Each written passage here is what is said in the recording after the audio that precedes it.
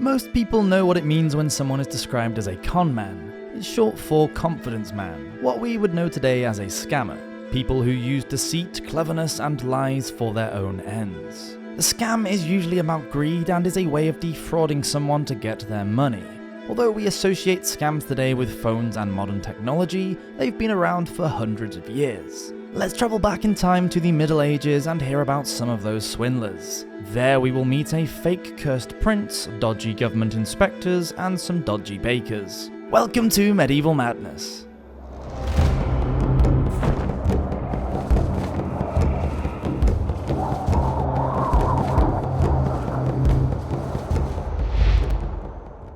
Bad bakers. It's a well-known fact that the medievals ate lots and lots of bread, so bakers needed to bake lots of bread to keep their customers happy. During the 13th century in medieval England, laws were brought in to regulate the weight, price, and quality of bread and beer. The size of bread and ale was in fact the first law to control British food in both production and sales, meaning that there would be fines and even punishments for any wrongdoers. It was necessary for everyone to be able to afford to buy bread, and because the price had to be kept constant, the weight of a loaf would be adjusted. When the price of grain rose, the weight of bread had to be reduced. This meant that many unscrupulous bakers would try to con their customers by adding things to make their bread weigh more. Sometimes they would add things like chalk or even dirt. In one case in 1388, a baker in London by the name of John Gibb went even further by adding iron to his bread. Some bakers would even go so far as to move out of the city and then send in their servants to deliver the batches so they could avoid getting caught. One official was recorded as saying that, quote, "These fraudulent bakers who carry on their business secretly are hiding themselves like foxes." In 1327, a baker named John Bird came up with a clever scam. At his shop, like many others in the city, people were able to come and make their own bread. They would bring their own dough and it would be put on a moulding board for preparation. Because the medievals were super sanitary folk, there would have been a small trap set into the moulding board for catching mice and rats. Underneath the table was a little area, a small set of doors would be opened and the mouse would fall in.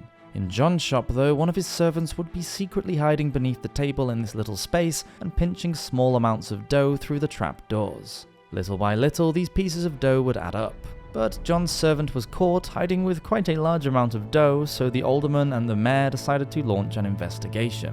It was found that there were 9 more bakers, including 2 women in the city of London, who were carrying out that type of fraud. The dough pinchers were all jailed and sent to trial. All of their moulding boards were destroyed, and the criminals were taken to the pillory where they had the dough hung around their necks and were publicly humiliated and left to the mercy of the crowds for the day. They were warned that if they were caught carrying out the offense for a second time, then they would be exiled from the city.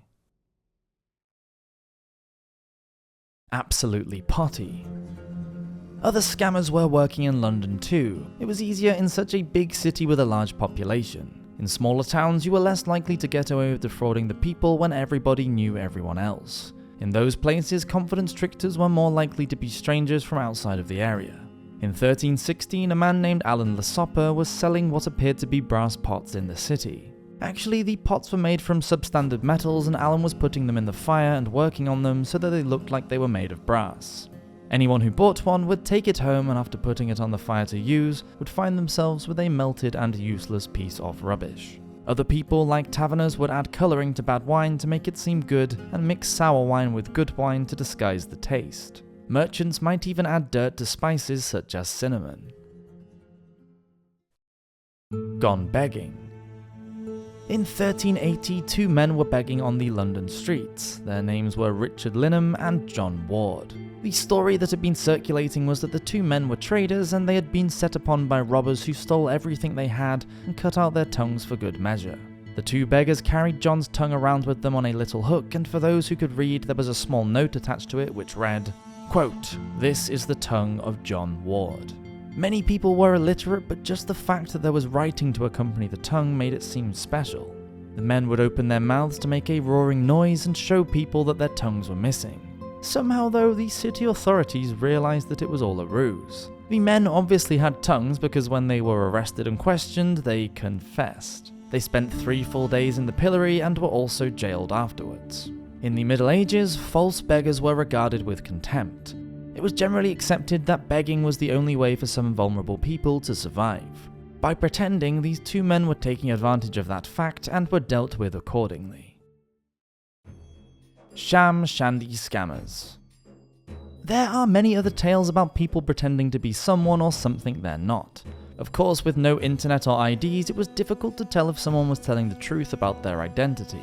Most people would probably be quite trusting, and if someone was clever enough, they could take advantage of that fact. Like the man who pretended to be a sergeant of the Sheriff of London and went around fining bakers, or the one who said he was one of the mayor's officers. He went around the taverns checking that regulations were being followed. In some cases, the guidelines were being broken, so the false inspector took bribes of 6p or 12p to turn a blind eye when he wasn't even a real official. Another cheeky imposter declared himself the taker of the ale from the royal palace. He was caught going around to different inns and confiscating barrels of beer, saying that, quote, "This ale is needed by the king and I am taking it with me. You'll be paid for it later." One swindler even passed himself off as an earl. He said he had fled to London because the king wanted him to marry one of the queen's handmaidens and he didn't want to. He got people to hide him and look after him in their houses. One merchant allowed him to stay at his home and sleep with his daughter because the fake earl said that she was more beautiful than the queen's handmaiden and he wanted to marry her instead. Some even went so far as to claim they were actual kings, like Perkin Warbeck, who pretended to be one of the princes of the Tower, or Giano de Guccio from Siena, Italy, who claimed to be King John I of France and Navarre. The real John had died at just 5 days old and was the youngest person ever to be King of France. Rumours began to circulate that he was alive, and Giano claimed that he was the rightful heir to the throne. Aping Around. It was a Friday in the year 613 in the city of Haran, southeast Turkey. Because it was a Friday and the Islamic day of congregational prayer, all of the mosques in the city were full of faithful worshippers. They were performing their ritual ablutions and rolling out their prayer mats. But one of the congregation didn't quite fit in. He was actually an ape.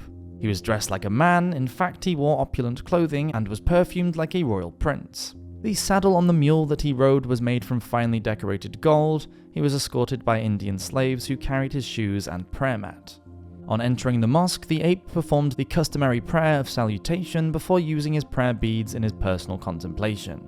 The other worshippers watched on in astonishment, and as the crowd of onlookers grew, the ape's servants began to spread a story around the mosque.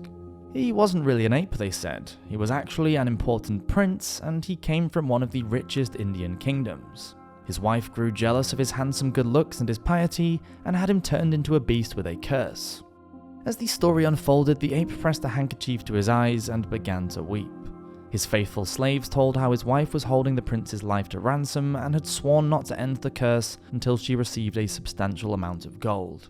It was certainly fortunate then that the kings of India had almost gathered together the large amount, although they needed just that little bit more. Wouldn't it be wonderful if the people of Haran could offer some of their money to help the virtuous prince on such a holy day in return for Allah's blessings? The con worked, and the princely ape and his devoted followers made off with a small fortune. But they weren't taken in by a fellow traveller to Haran, a man named Al-Jabari who had seen through the sob story of the poor cursed prince, who was really just a well-trained ape.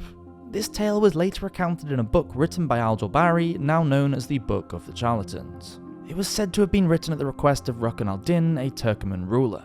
In it, Al-Jabari, who was a scholar and an explorer from Damascus, Syria, exposed the fraudulence he had seen practiced by alchemists and money changers. He actually described alchemists as, quote, knowing 300 ways of making dupes, and mocks them, saying that anyone who knew how to actually turn base metal into gold would never tell such a profitable secret to anyone anyway. Al-Jabari seemed to be well acquainted with many different areas of knowledge, including medicine, astrology, and geomancy, which was obvious from his exacting descriptions of formulas and illusions. The book is highly enjoyable, with tales of lusty highwaymen and fake holy men who pretended that they have halos by filling hairnets with glowworms. Men who tried to pass themselves off as healers by covering their helpers in a mix of ingredients including mandrake leeks and green vitriol, and then bathing them in hot water to make it seem as though they have been cured.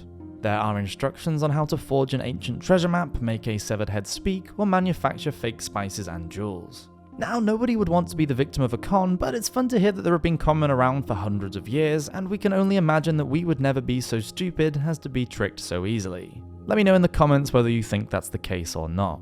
Thank you for watching this video, and I'll see you next week for another one. Have a great week. Cheers!